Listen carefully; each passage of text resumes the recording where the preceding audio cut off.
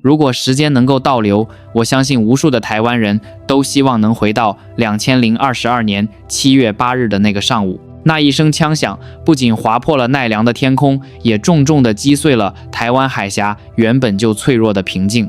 對於日本人來說，他們失去了一位在任時間最長的首相，但對於我們台灣人來說，那種痛是失去了一位像是兄長、像是守護神般的摯友。你還記得那幾天嗎？台北101點亮的燈光，全台灣民眾自發送去的鮮花，還有人們眼裡止不住的淚水。為什麼我們這麼傷心？因為在這個現實而冷酷的國際社會裡，只有安倍晉三敢在全世界面前大聲說出那句讓我們足以依靠的話：台灣有事就是日本有事。這裡是意識覺醒，記得按讚、訂閱並打開小鈴鐺，這樣您就不會錯過我們的新影片。這短短的8個字，曾是我們在驚濤駭浪中最堅實的防波堤。然而斯人已逝，當葬禮的黑紗落下，當悲傷逐漸沉澱，一個巨大的恐懼開始在台灣人的心頭蔓延。安倍走了，那份承諾還在嗎？日本政壇風雲變幻，還有誰敢像他一樣不惜賭上政治生命，也要站在台灣這一邊？有人說日本政壇已經變了，親中派正在抬頭；有人說現實主義將會取代理想主義。但是就在這一片迷茫與焦慮之中，有一個身影正從安倍身後的陰影裡緩緩走到了台前。他不是出身名門望族的世襲議員，他沒有圓滑世故的政治手腕，他個子不高，眼神卻銳利如刀。他總是騎着重型機車，在男權至上的日本政壇裡橫衝直撞。她被稱為日本最鷹派的女人，甚至被某些媒體貼上極右翼的標籤。但在安倍晉三生命最後的日子裡，她是唯一一位被安倍親手托付了國家觀與靈魂的政治家。她的名字叫高市早苗。今天我不只要跟你講一個日本政治人物的故事，我要講的是一段關於承諾與繼承的血淚史。我們要去撥開那些複雜的國際新聞表象，去看看這個女人是如何在四面楚歌的環境下，咬着牙將那面寫着台灣有事的大旗重新扛在了自己柔弱的肩膀上。如果你也關心台灣的命運，如果你也曾在安倍離世時感到彷徨，那麼接下來的這20分鐘，請你一定要看到最後。因為這不僅是高市早苗的故事，這也是關於我們台灣在未來10年能否安然生存的關鍵啟示錄。要理解高市早苗對台灣的重要性，我們首先得看看他在日本政壇是一個什麼樣的存在。在日本那個講究讀空氣、講究和諧的社會裡，高市早苗簡直就是一個異類。大多數日本政治家說話總是留3分餘地，模稜兩可，誰也不得罪。但高市早苗不同，他在媒體面前從來不掩飾自己的觀點。當別的政客在想着怎麼跟中國做生意發大財的時候，他卻在國會裡大聲疾呼，防止技術外流，保護經濟安全。當別人都對中共的軍事擴張視而不見時，只有他敢直接把矛頭對準威脅的源頭。這種性格讓他樹敵無數。你知道嗎？在安倍晉三遇刺前的1年，高市早苗其實正處於政治生涯的低谷。他沒有顯赫的派閥支持，甚至因為過於直言不諱被主流媒體排擠。在那個講究資歷和男性權威的自民黨內部，一個沒有靠山的女性想要出頭，難度堪比登天。但是安倍晉三看見了她。為什麼是她？為什麼安倍不選擇那些更圓滑、更有人氣的繼承人？因為安倍心裡很清楚，日本正面臨着2戰以來最嚴峻的地緣政治危機。這時候的日本不需要一個只會鞠躬道歉的好好先生，日本需要一把劍，一把能夠斬斷猶豫、敢於對抗強權的利劍。而高市早苗就是那把劍。這不是我隨便說說的。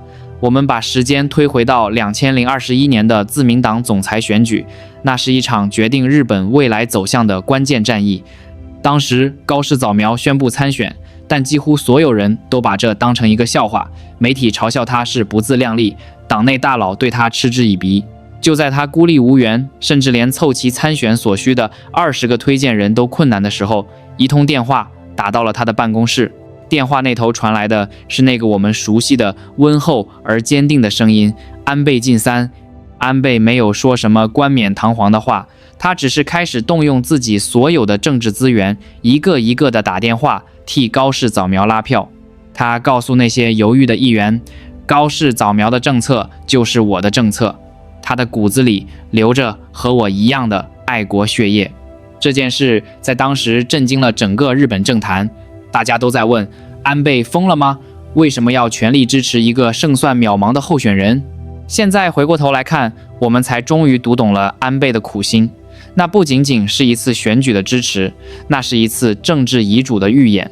安倍似乎隱隱預感到自己剩下的時間不多了，他必須在自己離開之前，為日本也為台灣找到一個絕對不會背叛、絕對不會在強權面前低頭的守護者。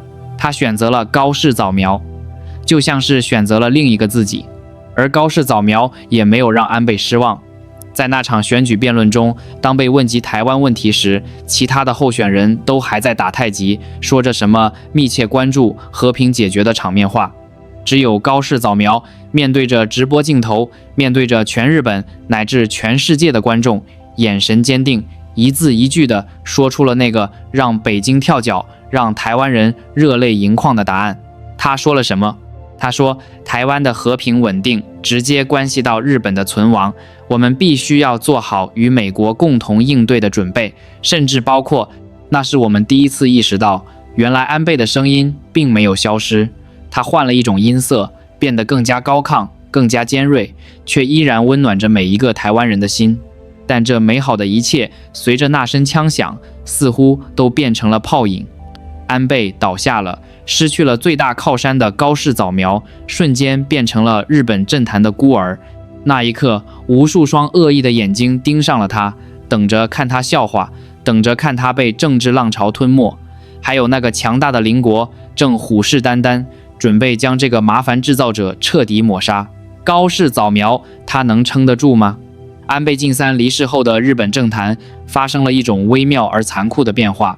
你可能感覺不到，因為新聞裡播放的依然是政客們彬彬有禮的畫面，但在那層禮貌的表皮之下，一場針對安倍路線的清算正在悄無聲息地進行。在那段時間裡，日本永田町、日本政治中心流傳着一種論調：安倍時代結束了，我們該翻篇了，不要再刺激中國了，我們要回到紅池會傳統的和平外交。這種聲音對於渴望和平的人來說聽起來很誘人，但對於台灣來說，這簡直就是一道催命符。在這個關鍵時刻，高市早苗在哪裡？他被擱置了。雖然他身居高位，但在那個由男性主導、講究派閥利益的權力核心圈裡，他就像是一個格格不入的闖入者。每當他在會議上提出要加強國防，要明確寫入台灣有事的應對方案時，周圍投來的往往是尷尬的沉默，甚至是冷嘲熱諷。有人曾私下勸他：高市桑，安倍先生已經不在了，你這又是何苦呢？只要你把嘴閉上，稍微向主流派低個頭，憑你的資歷，下一任首相也許就是你。是啊，只要閉嘴就好，只要不再提那個敏感的台灣，只要不再去參拜那個讓鄰國跳腳的神社，他的仕途會平坦得多。但是高市早苗是怎麼做的？2022年的秋天，當全世界都在猜測日本會不會因為害怕北京的報復而調整對台政策時，高市早苗做了一件讓所有聰明人都跌破眼鏡的事。他不僅沒有閉嘴，反而把音量調到了最大。他接任了負責經濟安保的大臣，這是一個看似枯燥，實則掌握着國家命脈的新職位。他上任的第一件事就是雷厲風行地推動經濟安全保障推進法。你可能會問，這跟台灣有什麼關係？關係太大了。這部法律的每一個條款，簡直就是為保護台灣半導體供應鏈和封鎖技術流向極權國家量身定做的。他頂着巨大的壓力，在國會裡舌戰群儒，哪怕被反對派罵成是冷戰思維的復辟，他也寸步不讓。他為什麼要這麼拼？因為他心裡清楚，現代戰爭不僅僅是導彈和飛機，更是芯片、能源和供應鏈的戰爭。保護了這些，就是保護了台灣的生命線。他在用一種最務實、最不討好的方式築起一道看不見的防線。我想請大家看一張當時的照片，那是在一次自民黨的內部會議上，高市早苗一個人坐在角落裡，低頭看着手中的文件，周圍的人都在談笑風生，卻沒有人走近他。那是一種怎樣的孤獨？那是一個失去了導師的學生，獨自一人面對着滿屋子的算計與妥協。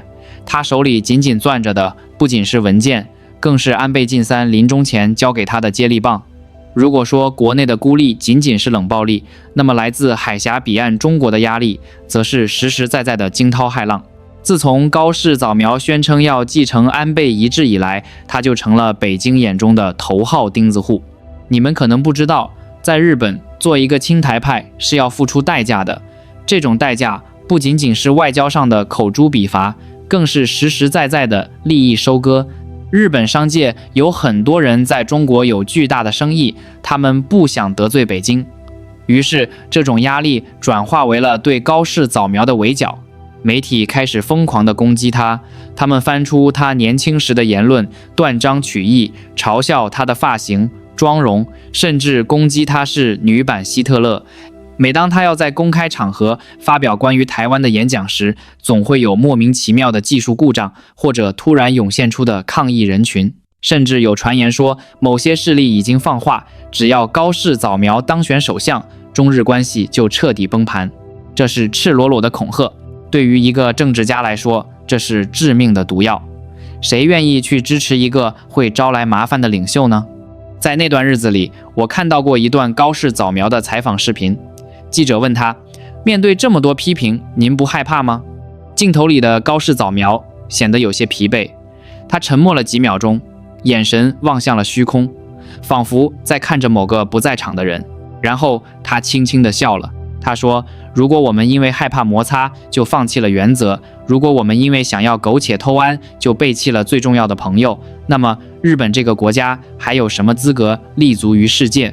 最重要的朋友，他沒有明說那個朋友是誰，但在場的所有人，屏幕前的我們都知道他指的是誰，是那個在東日本大地震時捐款最多的台灣，是那個在疫情期間送來口罩的台灣，是那個雖然沒有正式外交關係，心卻緊緊連在一起的台灣。為了這句朋友，他甘願讓自己置身於風暴的中心。很多台灣人可能不知道，高市早苗其實是一個非常細膩的女性。她喜歡搖滾樂，喜歡騎摩托車，私底下有着非常可愛的一面。但為了台灣，為了安倍的囑託，她硬生生地把自己逼成了一個鐵娘子。她穿上了最堅硬的鎧甲，把所有的軟弱和眼淚都藏在了深夜裡。有一次，她在奈良的街頭演講，那天風很大，聽眾並不多。她站在宣傳車上，聲音嘶啞地喊道：“絕不能讓台灣成為第二個烏克蘭。這是我們這一代日本人的責任。”台下有一個路過的台灣留學生聽懂了這句話，他停下腳步，眼淚瞬間奪眶而出。他後來在推特上寫道：“在這個陌生的國度裡，看到一個異國的政治家為了我的家鄉拼盡全力，那種震撼，我這輩子都忘不了。”是的，震撼。這不是作秀，因為作秀換不來選票，只能換來打壓。這是一種超越了國界，超越了政治算計的信念。但是現實是殘酷的，儘管高市早苗如此拼命，但隨着岸田文雄政權穩固以及國際局勢的詭譎多變，他的聲音似乎越來越微弱。甚至在自民黨內部開始流傳一份清洗名單，高市早苗的名字赫然在列。難道這一抹在這漆黑夜空中唯一的亮色，真的就要這樣被吞噬了嗎？安倍留下的火種真的要熄滅了嗎？不，就在所有人都以為高市早苗即將出局的時候，一場足以改變歷史走向的變局正在悄然醞釀。而這一次，高市早苗不再是孤軍奮戰，因為真正的覺醒往往來自於最深的絕望。還記得我說過的變局嗎？那個變局不僅僅是日本國內的政治洗牌，更是整個世界格局的崩塌。2022年2月，就在高市早苗被孤立、被嘲笑是過激派的時候，俄羅斯的坦克碾碎了烏克蘭的邊境。那一夜，全世界都從和平的美夢中驚醒了。也就是在那個瞬間，原本嘲笑高市早苗的日本人突然感到了一陣徹骨的寒意。他們看着電視裡燃燒的基輔，腦海裡突然回想起了那個女人嘶啞的警告：今天的烏克蘭可能就是明天的東亞。他是對的，他一直都是對的。當和平主義者還在幻想着用對話感動獨裁者時，只有高市早苗早早地看到了那把懸在頭頂的達摩克利斯之劍。一夜之間，風向變了。那些曾經指責他煽動戰爭的媒體開始沉默，那些曾經因為不想得罪中國而疏遠他的政客開始偷偷研究他的政策白皮書。因為大家突然發現，在面對那個龐大的不講道理的鄰居時，只有高市早苗手裡握着真正的防禦圖紙。這不是馬後炮，早在安倍晉三遇刺之前，高市早苗就已經在默默地打磨這套屠龍之術了。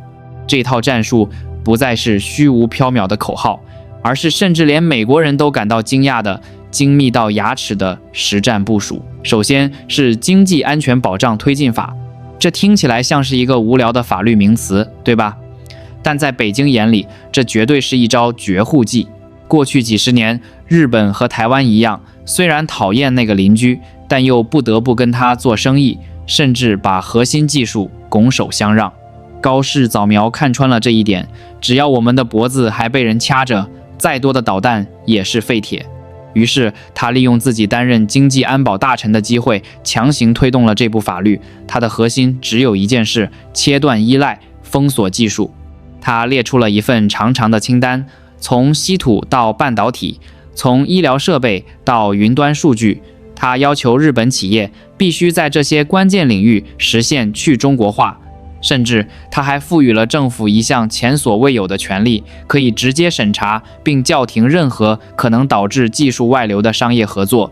這簡直是在日本商界引發了一場地震，多少財團的大佬跑到首相官邸去告狀，說他這是在斷大家的財路。但這一次，高市早苗一步都沒有退。他在國會答辯時冷冷地拋出了一句話：如果為了眼前的利潤就把國家的未來賣給敵人，那我們賺來的錢最後只會變成射向我們在座各位、射向台灣同胞的子彈。全場鴉雀無聲。這就是高市早苗，他不是不懂經濟，他是太懂戰爭了。他在用一種沒有硝煙的方式，提前拆除了那顆埋在日台關係裡的定時炸彈。如果說經濟安保是防守，那麼高市早苗提出的另一個概念，則是讓對手真正感到恐懼的進攻，那就是能動性網絡防禦 （Active Cyber Defense）。請一定要記住這個詞，因為在未來的台海危機中，這可能是決定勝負的關鍵。我們都知道，現代戰爭的第一槍往往不是在戰場上打響的，而是在網絡世界裡。在導彈發射之前，敵人的黑客早就會癱瘓台灣的電網、通訊和指揮系統。過去，日本的法律規定，必須等對方打過來，造成了實際傷害，才能反擊。這就像是說，必須要等小偷把刀捅進你肚子裡，你才能報警。這在瞬息萬變的現代戰爭裡，簡直就是自殺。高市早苗是第一個敢於捅破這層窗戶紙的人。他提出，不僅要防守，更要入侵回去。在他的設想裡，日本需要建立一支強大的網絡部隊，平時就要潛伏在對方的服務器裡，一旦監測到對方有攻擊台灣或日本的徵兆，不要等，直接癱瘓對方的發射系統。這哪裡是那個溫良恭儉讓的日本，這簡直就是一隻露出了獠牙的狼。這個提議一出來，整個日本左翼媒體都炸鍋了，他們罵他是軍國主義復辟，罵他違反了憲法，但高市早苗根本不在乎。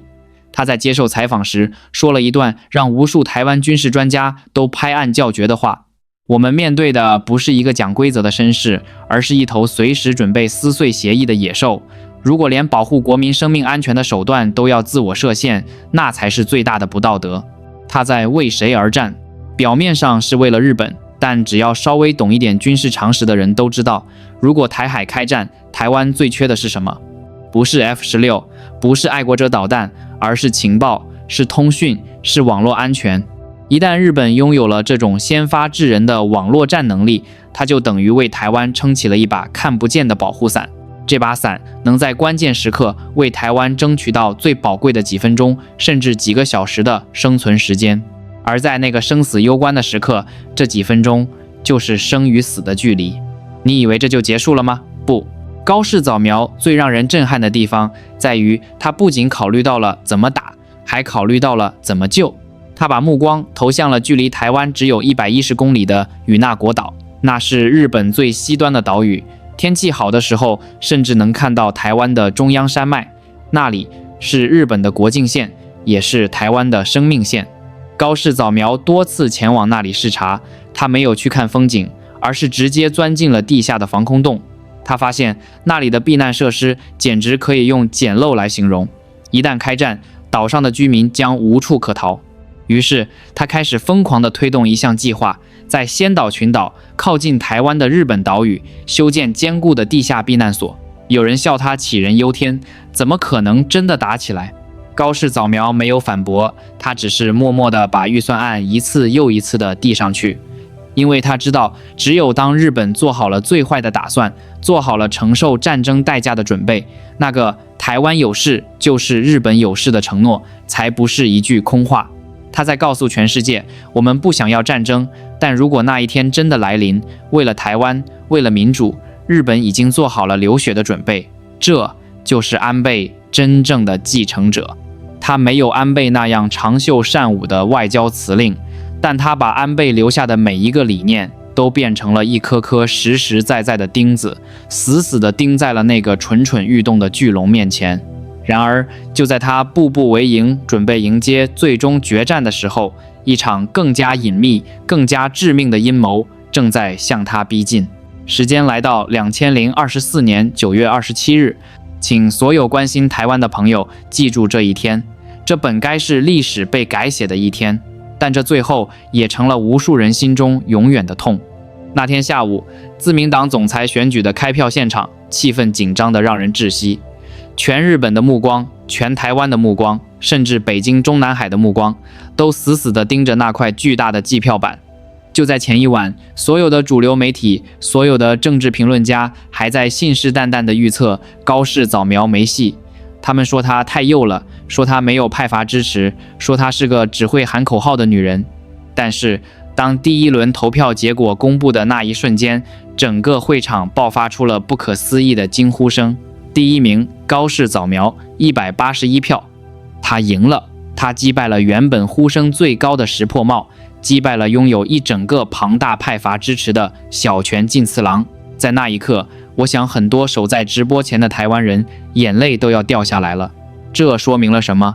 這說明，即便是在那個充滿了算計的自民黨內部，依然有無數的普通黨員，依然有無數沉默的大多數，在渴望着一位像安倍晉三那樣強硬的領袖。他們受夠了軟弱，受夠了對鄰國的卑躬屈膝。高市早苗創造了奇蹟，他用一種近乎悲壯的方式打了所有既得利益者的臉。然而，就在我們以為黎明即將到來的時候，黑暗卻以一種更猙獰的面目反撲了回來。你們知道日本的選舉制度有多殘酷嗎？如果第一輪沒有人過半數，前2名就要進入第2輪決選。而在這個決選裡，決定勝負的不再是那100萬普通黨員的意志，而是那幾百名國會議員手中的特權票。也就是在這短短的1個小時休會時間裡，一場針對高市早苗的圍剿在密室裡悄然展開了。那1個小時裡到底發生了什麼？我們也許永遠無法知道全部的真相，但我們可以看到結果。原本4分5裂的反高市勢力，突然像接到了某種指令一樣，以驚人的速度集結在了一起。岸田文雄這位當時的首相，在這個關鍵時刻把票投給了石破茂，那個曾經是他死對頭的人。為什麼？因為比起私人恩怨，他們更害怕高市早苗。他們害怕這個女人真的會兌現承諾，去參拜靖國神社。他們害怕她真的會把美國的核武器引入日本。他們最害怕的是她真的會為了台灣去跟中國徹底翻臉。不能讓高市當選，否則中日關係就完了。這就成了那1個小時裡永田町最響亮的潛台詞。甚至有傳言說，就在投票前的幾天，中國大使館的官員頻繁地接觸自民黨的議員。他們沒有明說，但那種如果他當選，後果自負的暗示，足以讓那些只想做生意的政客嚇破了膽。這是一場不對稱的戰爭。高市早苗手裡只有民意，而他的對手手裡握着恐懼。下午3點，第二輪投票結果公布：石破茂215票，高市早苗194票，逆轉了。在那一瞬間，現場的空氣仿佛凝固了。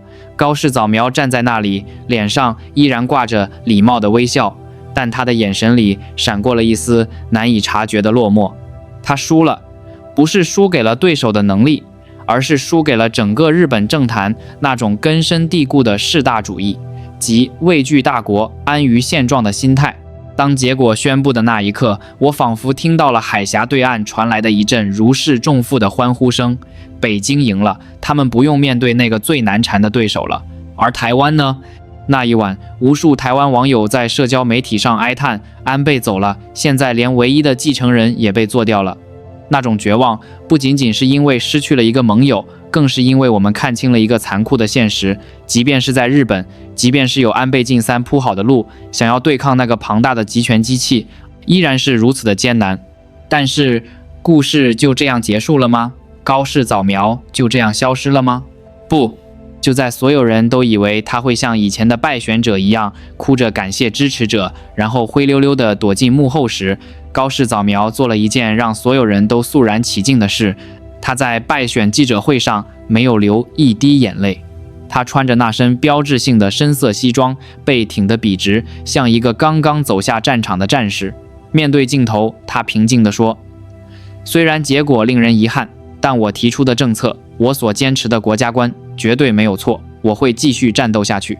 沒有抱怨，沒有推卸責任，只有一種令人心疼的堅強。你知道嗎？在那場選舉之後，雖然他輸了首相的位置，但在日本民間，他的人氣反而達到了頂峰。成千上萬的年輕人加入自民黨，指明要支持高市早苗。他的書在書店裡被搶購一空，他的演講視頻在網上被瘋傳。